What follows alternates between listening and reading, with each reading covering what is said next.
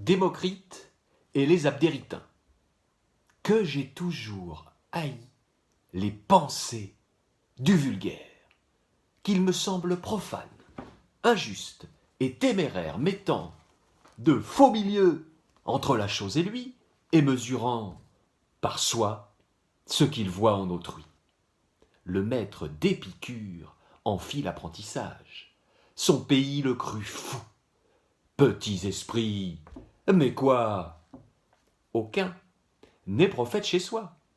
Ces gens étaient les fous. Démocrite, le sage. L'erreur alla si loin qu'Abdère députa vers Hippocrate et l'invita par lettre et par ambassade à venir rétablir la raison du malade. Notre concitoyen, disait-il en pleurant, perd l'esprit. La lecture a gâté Démocrite. Nous l'estimerions plus s'il était ignorant. Aucun nombre, dit-il, les mondes ne limitent. Peut-être même ils sont remplis de Démocrite infinis. Non content de ce songe, il y joint les atomes, enfants d'un cerveau creux, invisible fantôme, et, mesurant les cieux, sans bouger d'ici-bas, il connaît l'univers et ne se connaît pas. Un temps fut qu'il savait accorder les débats. Maintenant, il parle à lui-même. Venez, divin mortel, sa folie est extrême. Hippocrate n'eut pas trop de foi pour ces gens-là. Cependant, il partit. Et voyez, je vous prie, quelle rencontre dans la vie le sort cause. Hippocrate arriva dans le temps que celui qu'on disait n'avoir raison ni sens cherchait dans l'homme et dans la bête quel siège à la raison, soit le cœur, soit la tête. Sous un ombrage épais assis près d'un ruisseau, les labyrinthes d'un cerveau l'occupaient. Il avait à ses pieds maint volume et ne vit presque pas son ami s'avancer, attaché, selon sa coutume. Leur compliment fut court, ainsi qu'on peut penser le sage et ménager du temps et des paroles. Ayant donc mis à part les entretiens frivoles et beaucoup raisonné sur l'homme et sur l'esprit, ils tombèrent sur la morale.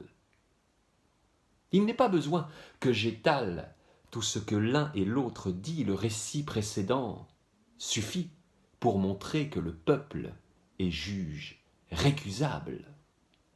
En quel sens est-il véritable ce que j'ai lu dans certains lieux, que sa voix est la voix de Dieu? Démocrite et les Abdéritains qui nous narrent la rencontre de grands sages de l'Antiquité, Démocrite et Hippocrate. Et donc, morale de cette histoire, effectivement, vaut mieux être fou comme Démocrite, sage comme Hippocrate, qu'un sage Démocrate, fou, faux hypocrite, bien sûr. Et oui, La Fontaine, ça n'existait pas la démocratie à son époque, mais le peuple est juge récusable. La démocratie, il n'y aurait pas cru, à mon avis. Comme disaient des proches, la démocratie, c'est la loi du plus grand nombre. Et le plus grand nombre, c'est les gens qui regardent Sabatier le vendredi soir. Que ces gens la votent, je trouve ça scandaleux. C'est tout. C'est vrai. Je crois que cette sentence est radicale. Alors le plus grand nombre aujourd'hui, est-ce que ce serait effectivement les sages démocrates qui regardent le JT de 20h, qui croient aux informations là, officielles, les médias qui aujourd'hui nous baladent avec des choses hallucinantes? Est-ce que ce serait bien ces gens-là, ces sages démocrates? On fait tout bien comme on nous dit à la télé. Peut-être, très certainement même. Alors Démocrite, ce grand sage de l'Antiquité qui était connu pour rire de façon incoercible devant la bêtise des habitants de sa cité, la cité d'Abdère, qui était réputée pour la stupidité de ses habitants. Je pense qu'aujourd'hui, Démocrite rigolerait beaucoup également, ainsi qu'Hippocrate. Hippocrate, grand-père de la médecine, que tout le monde connaît. Donc ils ont quand même fait venir le grand Hippocrate pour diagnostiquer une pseudofolie chez l'inventeur de la théorie des atomes, le grand Démocrite. Cité d'Abdère, donc ils étaient quand même apologues de l'ignorance, quand même, cette phrase, nous l'estimerions plus s'il était ignorant. Voilà. apologie de l'ignorance aujourd'hui, je crois que c'est de mise. Car Hippocrate, Hippocrate, le fameux père de la médecine, qu'est-ce qu'il nous disait Hippocrate? Lui, il n'était certainement pas pour les médicaments et les vaccins, Hippocrate. Ton aliment sera ton premier médicament.